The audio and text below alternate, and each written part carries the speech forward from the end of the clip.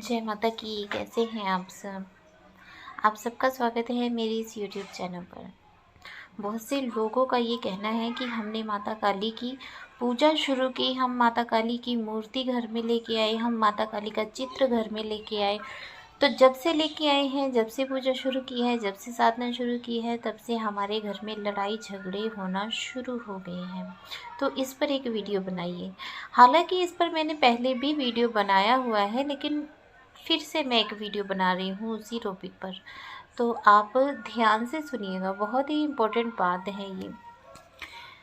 तो माँ काली की पूजा करने से घर में झगड़ा लड़ाई क्यों शुरू हो जाती है? आपस में ही परिवार के सदस्य क्यों झगड़ना शुरू कर देते हैं? तो इसकी जानकारी पूरी दी जाएगी। वीडियो में एंड तक बने रहिएगा। वीडियो आपने स्किप नहीं करनी है ताकि आपको पूरी जानकारी मिले। अगर आप मेरे चैनल पर नए हैं तो कृपया चैनल को सब्सक्राइब कीजिए, बेल आइकन दबाइए ताकि हमारे द्वारा अपलोड की गई हर वीडियो की नोटिफिकेशन आपको मिल सके। तो चलिए बढ़ते हैं अपने मेन टॉपिक की तरफ। देखिए, माता काली जो हैं ये उग्र तो हैं, लेकिन ये पॉजिटिव एनर्जी है, सकारात्मक ऊर्जा है। आपने इतिहास में भी पढ़ा होगा, अपने ग्रंथों में आपने पढ़ा होगा कि जो माता काली हैं वो पॉजिटिव एनर्जी हैं। देवताओं की तरफ से युद्ध करती थी। किन से युद्ध करती थी? दानवों से, दैत्यों से। दैत्य क्या है? Negative energy. यानी कि जहाँ पॉजिटिव एनर्जी हो आएगी और लेकिन वहाँ पर पहले से ही कोई नेगेटिव एनर्जी होगी तो वहाँ पर युद्ध होना शुरू हो जाता था। ठीक उसी प्रकार से जब आप भगवती की, माता काली की पूजा शुरू करते हैं अपने घर में, तो घर में लड़ाई झगड़े होने आरंभ हो जाते हैं। उसके कुछ कारण हैं। एक कारण तो ये है कि आप बिना किसी गुरु की आज्ञा के साधना शुरू कर देते हैं। आपको नियम पता नहीं होते। आप बिना किसी गुरु की आज्ञा के मूर्ति घर में स्थापित कर लेते हैं। आपको उसके भी नियम पता नहीं होते। तो जब आपको नियम पता नहीं होते तब ये सब दिक्कत आनी शुरू हो जाती है। ठीक है। अगर आपके घर में पहले से ही कोई नेगेटिव एनर्जी का वास है और आप बिना किसी गुरु की सलाह के, बिना किसी गुरु के मशवरे के आप जब घर में साधना शुरू कर देते हैं, माता काली की मूर्ति लगा लेते हैं, तब वो जो नेगेटिव एनर्जी होती है वो पॉजिटिव एनर्जी यानी कि माता काली की ऊर्जा को बर्दाश्त नहीं कर पाती, सहन नहीं कर पाती।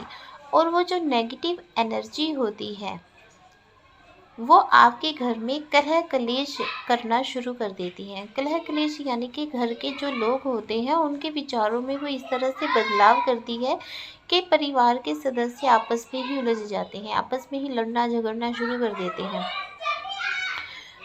तो जब इस तरह से करना शुरू कर देते हैं तब परिवार के सदस्य का जो दिमाग है वो केवल एक बात की तरफ जाता है कि हम माता काली की मूर्ति लेकर आए हैं। आपने माता काली की साधना शुरू की है, जब से आपने शुरू की है तब से झगड़ा हो रहा है।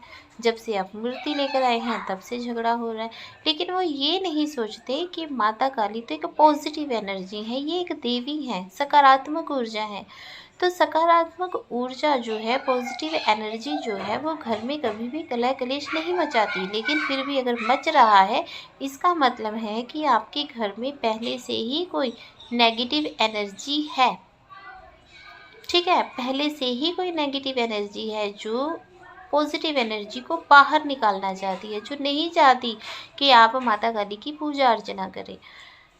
इसलिए वो झगड़े होने शुरू हो जाते हैं। तो जब आप किसी की भी बातों में आकर माता काली की साधना को छोड़ देते हैं, माता काली की मूर्ति को कहीं जल प्रवाहित कराते हैं, पीपल के नीचे रखाते हैं या आप मंदिर में छोड़ आते हैं, तब आपके घर का जो वो वातावरण है थोड़ा सा पहले शांत हो जाता है। उसके बाद और अधिक परेशानियां शुरू हो जाती हैं, क्योंकि वो जो नेगेटिव एनर्जी होती है वो 2-4 दिन शांत हो जाती है ताकि आपको इस बात का विश्वास हो जाए कि आप मूर्ति लेकर आए थे, आप साधना कर रहे थे, इसीलिए ये सब हो रहा है। तो 2-3 दिन वो शांत रहती है, उसके बाद वो उग्र रूप में आपके सामने आती है।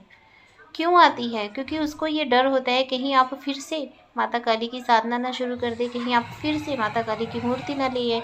इसलिए वो घर में इस प्रकार से आपको जकड़ देती है, लड़ाई झगड़े बुरा हाल कर देती है कि आपका दिमाग उस तरफ जाता ही नहीं है कि घर में कोई नेगेटिव एनर्जी है। ठीक है, बिना गुरु की आज्ञा के आप जब माता काली की प्रतिमा घर में लाते हैं या बिना गुरु की आज्ञा के आप घर में साधना करते हैं, तब ये दिक्कत शुरू होती है। जब आप किसी गुरु के सानिध्य में जाते हैं और गुरु से पूछकर गुरु की आज्ञा लेकर आप अपने घर में माता काली की प्रतिमा लेकर आते हैं, तब गुरु को पता होता है कि आपके घर में कोई नेगेटिव एनर्जी है या नहीं है। अगर गुरु को ये पता चल गया कि आपके घर में कोई नेगेटिव एनर्जी है, तो आपके गुरु माता काली की प्रतिमा को लाने से पहले, कोई साधना माता काली की करवाने से पहले आपको आपके घर की शुद्धिकरण करने के लिए कहते हैं। वो शुद्धिकरण अनेकों प्रकार से हो सकता है। कोई हवन यज्ञ हो सकता है, कोई भभूत दे सकते हैं, वो जल का छींटा लगाने के लिए कह सकते हैं। अनेक प्रकार से घर का शुद्धिकरण होता है। अगर घर के किसी व्यक्ति पर कोई तांत्रिक क्रिया है, कोई भूत प्रेत बाधा है या नजर दोष है, तो उस व्यक्ति का पहले इलाज किया जाता है। उस व्यक्ति को पहले पॉजिटिव किया जाता है, उसके अंदर की नेगेटिविटी को निकाला जाता है। जो भी उसको तांत्रिक क्रिया की गई है, पहले उसका समाधान किया जाता है। ये कब किया जाता है? जब गुरु को पता होता है। जब आप किसी गुरु के साथ जुड़े हुए हैं, तब गुरु को पता होता है कि इनके घर में ये दिक्कत है, तो मुझे पहले ये काम करना है। तो गुरु आपके घर के सदस्यों का शुद्धिकरण करते हैं, आपके घर का शुद्धिकरण करते हैं। उसके बाद आपको कहते हैं कि हाँ, अब आप साधना करने के लिए तैयार हो, अब आप भगवती की प्रतिमा को लाने के लिए तैयार हो। तो जब आप अपने घर का शुद्धिकरण करवाने के बाद जब माता काली की मूर्ति घर में लेके आते हैं या उनका कोई जाप शुरू करते हैं या उनकी कोई साधना शुरू करते हैं या माँ के किसी मंत्र का उच्चारण शुरू करते हैं, तब ऐसी समस्याओं का सामना आपको नहीं करना पड़ता, क्योंकि आप गुरु सानिध्य में हैं और जिस प्रकार से आपके गुरु ने बताया है, आप उसी प्रकार से कर रहे हैं। तो कुछ दिनों पहले एक महिला ने फ़ोन किया था, वो भी ऐसे ही अपनी मर्ज़ी से ही घर में माता काली की बहुत बड़ी 3 फुट की मूर्ति ले आए थे और उन्होंने बताया कि मूर्ति लाने के 2 दिन बाद ही उनके घर का लेंटर जो था वो गिर गया। उनके घर की छत गिर गई और जो मूर्ति थी वो मलबे में दब गई। इसका कारण क्या है? इसका कारण भी यही है कि आपके घर में पहले से ही कोई नेगेटिव एनर्जी थी। देखिए, मूर्ति तो मूर्ति है, ठीक है, उसमें प्राण कब आते हैं? जब आप उसकी साधना आराधना शुरू करते हैं, अपने भाव से उसमें आप जीवन लेकर आते हैं। जब जैसे जैसे आपके भाव उस प्रतिमा में जाते हैं, आपके भावों से वो प्रतिमा जीवित होने लगती है, भगवती उसमें जागृत होने लगती है। लेकिन जब कोई नेगेटिव एनर्जी पहले से ही वहाँ वास करती है, तो वो उस एनर्जी को जागृत होने से रोकने के लिए कोई ना कोई बाधा बना देती है। तो इस प्रकार से ये जो समस्याएं हैं ये खड़ी हो जाती हैं। तो आपने हमेशा ही क्या करना है, जब भी आपका ये अंदर से भाव आए कि आप माँ काली की शरण में जाना चाहते हैं, उनकी सेवा करना चाहते हैं, उनकी साधना करना चाहते हैं, उन्हें अपने घर में लाना चाहते हैं, तो पहले अपने गुरु से आज्ञा ज़रूर लें।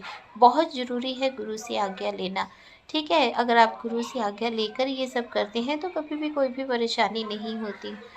तो ये आज का टॉपिक था। आशा करती हूँ कि आपको अच्छे से समझ आ गया होगा। अगर फिर भी कोई बात समझ में नहीं आई है तो आप मुझे कमेंट कीजिए और कमेंट में प्लीज़ जय माता की ज़रूर लिखा करिए। इसमें कुछ नहीं जाता, आपके कर्मों में ही अच्छे कर्म जुड़ जाते हैं कि हाँ, आप भगवान को याद करते हैं। तो इसलिए हमेशा जब भी आप वीडियो देखें, जय माता की ज़रूर लिखा करें। चाहे वो मेरी वीडियो हो या किसी अन्य की वीडियो हो, जय माता की ज़रूर लिखा कीजिए। जय माता की। खुश रहिए, खुशहाल रहिए।